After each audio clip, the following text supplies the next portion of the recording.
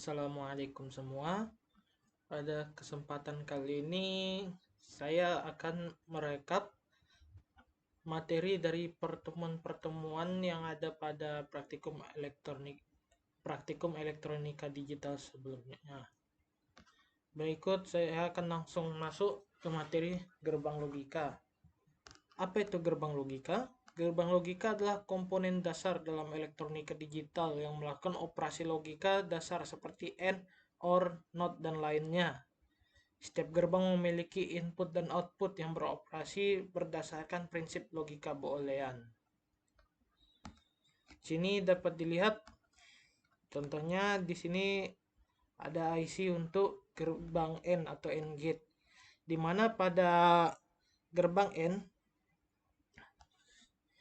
ketika dia terdapat satu saja input satu, maka dia akan menghasilkan output 0. Tapi jika dia memiliki dua input yang sama, yaitu satu, maka dia akan menghasilkan output 1. Lalu pada gerbang OR, di sini bisa dilihat contoh IC-nya. Sesuai dengan tabel kebenaran ini, jika ada satu saja yang memiliki input 1, maka dia akan menghasilkan output 1. Begitu juga jika dia memiliki dua input 1. Sementara pada gerbang NOT, di sini bisa dilihat juga contoh isinya. Dia apa yang kita inputkan, maka menghasilkan output yang berkebalikan. Misalnya jika kita inputkan 0, maka dia akan menghasilkan output 1. Dan jika kita menginputkan 1, maka dia akan menghasilkan output 0. Lalu di sini jika kalian ingin bereksperimen dengan gerbang logika ini, main-main Arduino segala macam, ini ada website terkait untuk melakukannya. Lalu yang selanjutnya yaitu Boolean expression, yaitu ekspresi yang digunakan untuk mendeskripsikan logika dari electronic circuit atau sirkuit elektronik. Di sini biasanya dia menggabungkan antara gerbang AND, gerbang NOT, dan juga gerbang OR. Di sini bisa dilihat skematik. Di sini terdapat 3 input yaitu A, B, C, dan memiliki 3 gerbang yaitu gerbang OR di sini, lalu gerbang NOT, dan juga gerbang AND. Dimana ketika kita memakai jalur yang pertama yaitu jalur A dan B akan menghasilkan A tambah B yang ada di sini. Lalu jika kita mengambil jalur B dan C di sini yang mengarah keluar, di mana sebelum mencapai gerbang OR, B akan masuk ke gerbang NOT menjadikan dia menjadi NOT B, atau dalam kasus ini kita sebut saja sebagai B aksen.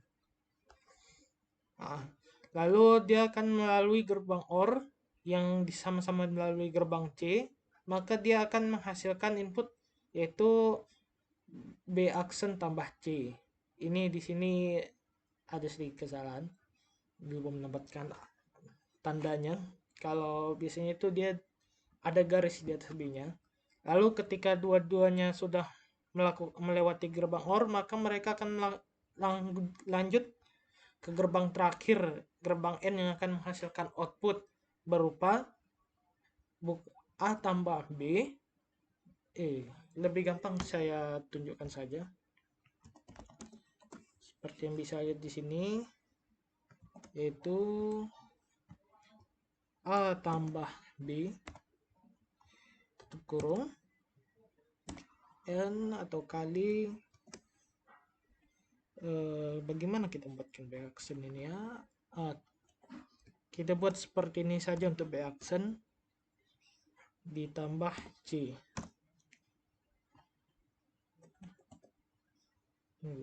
B aksen ditambah C.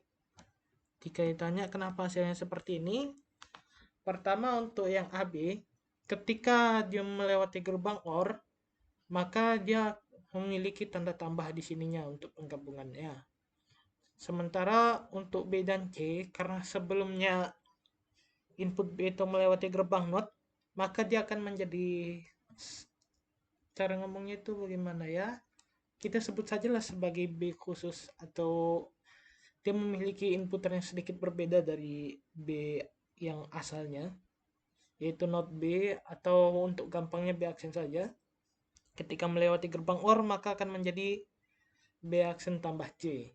Lalu di akhir mereka akan melewati gerbang N, yang dimana gerbang N ini dia biasanya ditandai penambahan tanda titik.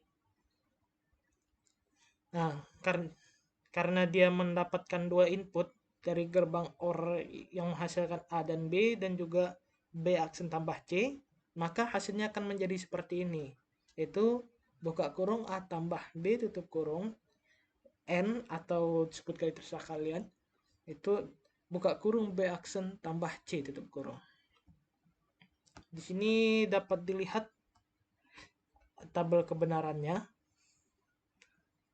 Di sini pada gerbang A tambah B, jika kita ingat pada sebelumnya, tuh di sini pada tabel kebenaran masing-masing IC itu gerbang gate ini, di sini contoh di gerbang N, yaitu pada akhirnya ini gerbang OR dan gerbang NOT.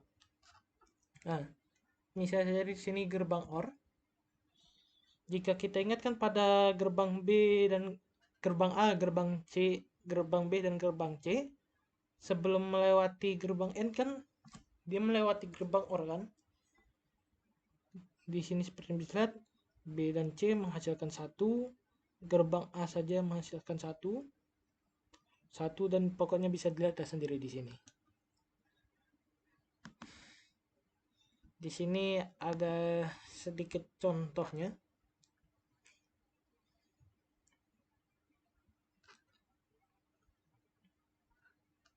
Ini start simulation.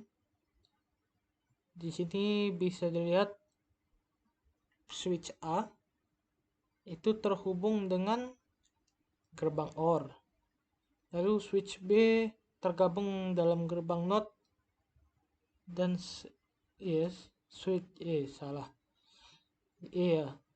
gerbang C itu terhubung dengan switch OR juga. Namun pada akhirnya akan melewati gerbang N juga. Di sini pada switch A dia ada di kanan, switch B di kanan, dan C di kanan. Kalau kita tekan A, saya lupa bilang, kita anggap saja lampu ini sebagai outputnya. Di sini kan lampunya menyala. Itu bagaimana cara kita mematikannya? Bentar ya. Nah, jika kita tekan semuanya, dia akan mati. Namun jika seandainya kita hidupkan saja yang bagian C ini yang terhubung, kalau kita lihat kabelnya di sini ya, terhubung ke gerbang OR, atau bisa juga seperti ini. Pokoknya itulah, bisa dilihat, maka lampu akan padam. Jika kita coba yang sebaliknya, misalnya kita coba di A, tidak terjadi apa-apa. Atau seandainya ini kita hidupkan, lalu yang lain kita hidupkan, hidup dia. Tapi jika kita coba matikan dia, dia mati. Pokoknya itu saja. Lalu selanjutnya kita akan membahas komponen-komponen elektro, yang dimana terbagi menjadi dua, yaitu komponen aktif dan komponen pasif. Komponen aktif adalah komponen yang hanya bisa dijalankan dengan bantuan arus listrik, sementara komponen pasif tidak. Di sini contoh-contoh komponen-komponen itu ada resistor, kapasitor, dan induktor, di mana resistor itu komponen yang dapat menghambat arus, kapasitor itu menyimpan arus, menyimpan listrik, lalu induktor itu dapat menyimpan energi magnet. Nah, di sini bisa kita lihat untuk simulasi lampu, di mana di sini terdapat satu kapasitor, lampu dengan kapasitor, lampu tanpa kapasitor, lampu dengan satu resistor, dan lampu dengan 3 resistor. Sini kita simulasikan. Pertama kita hidupkan start simulation dulu. Udah menyebalkan sekali kalau udah kayak gini. Nah, start simulation. Nah, nah, sini kan pertama dari yang kapasitor ini kita lihat masih belum terjadi apa-apa kan? Ketika kita hidupkan switchnya, dia akan menghasilkan input 10. Dan jika seandainya kita melebihi ambang batas, maka melebihi ambang batas, kita naikkan voltasenya, dia bisa sampai ke batasan voltase tertentu, tapi jika sudah melebihi maka dia akan meledak. Dimana yang pada awalnya kita bisa lihat sini pada 12 volt lampu akan meledak, namun kapasitor tidak. Sementara jika melebihi di sini 16 sepertinya, kapasitornya juga meledak. Lalu untuk lampu tanpa kapasitor dan resistor, di sini jika kita main-mainkan sedikit, di sini pada sepertinya antara voltase 12 atau 13, dia lampunya baru mulai meledak.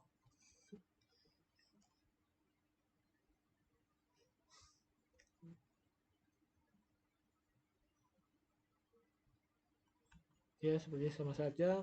Lalu di sini lampu yang memiliki resistor, satu resistor, bisa kita lihat di sini ketahanan lampunya itu bisa sangat berbeda ya dengan yang lainnya, namun tidak bertahan terlalu lama.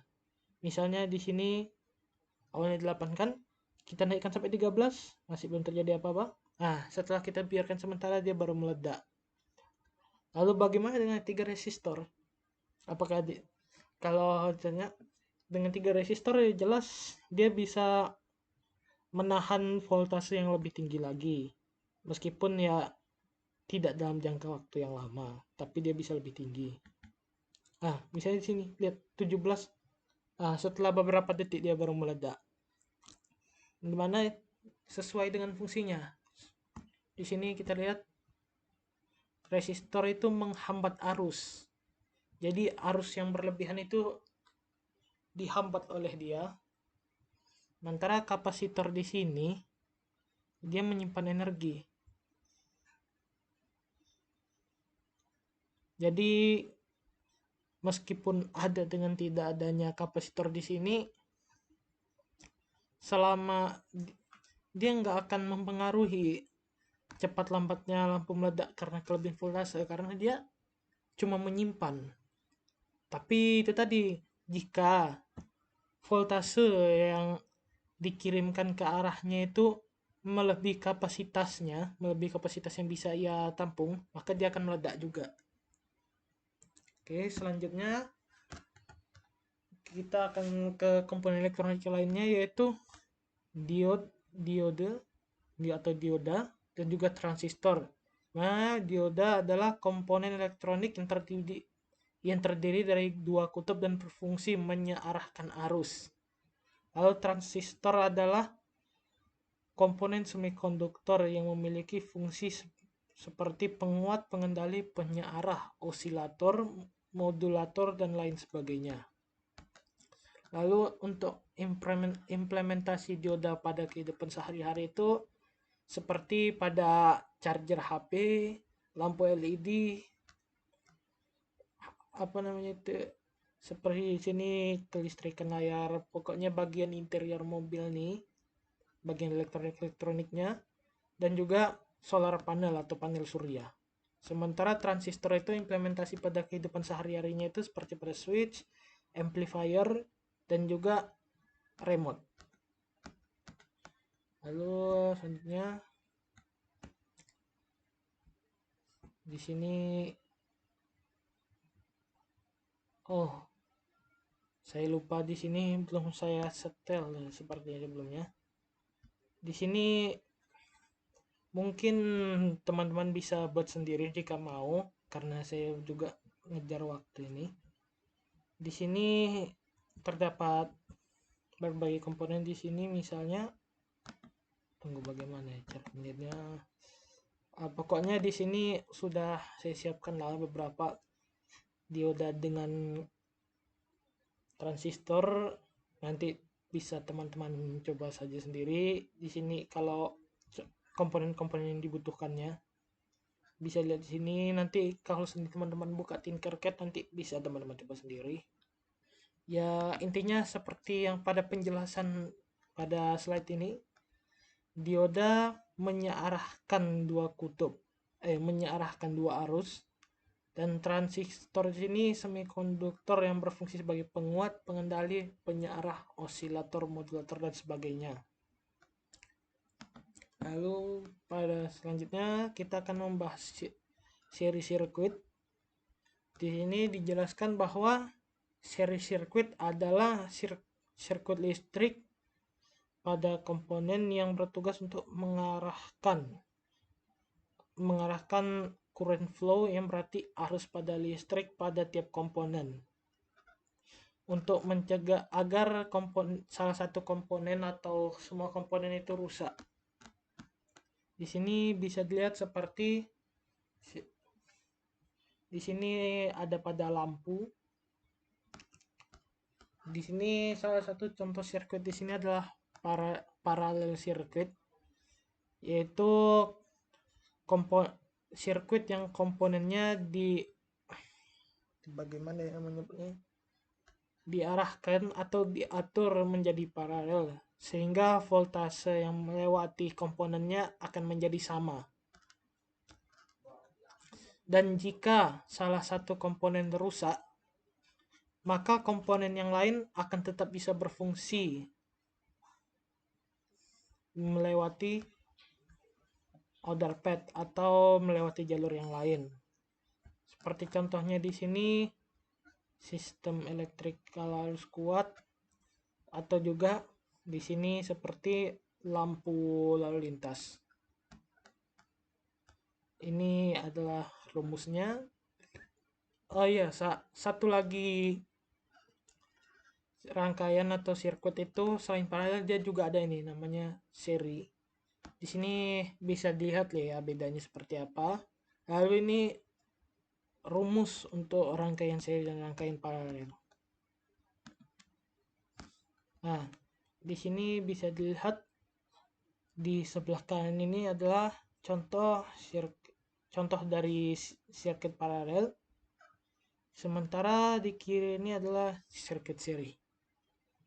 Jika teman-teman ingin mencobanya, bisa coba saja sendiri, atau saya coba dulu ya. Karena saya belum selesai habis ini karena dikejar waktu. Nah, sini bisa dilihat. Sebenarnya agak susah sih untuk melihat bedanya. Cuma ya gampangnya seperti itu tadi dijelaskan. Contohnya seperti sirkuit paralel ini, kan di sini ada satu yang meledak, tapi dia tetap bisa berjalan, berfungsi sisa lampu yang lainnya. Karena seperti yang dijelaskan di sini tadi, ketika satu dari komponen yang rusak atau meledak, maka komponen lain akan terus berfungsi melalui path, flow, ataupun jalur lain. Seperti yang bisa dilihat di sini. Sementara di sini saya tidak bisa melihat kerusakannya ya. Jadi ya untuk saat ini ya penjelasan lengkapnya itu saya cuma bisa menjelaskan sirkuit paralel atau rangkaian paralel. Jadi sekian penjelasan dari saya. Jika ada kekurangan saya mohon maaf, karena di sini selain menjelaskan saya juga sekalian belajar juga. Maka saya akhiri saya akhiri video kali ini. Wabillahi taufiq wal hidayah. Wassalamualaikum warahmatullahi wabarakatuh.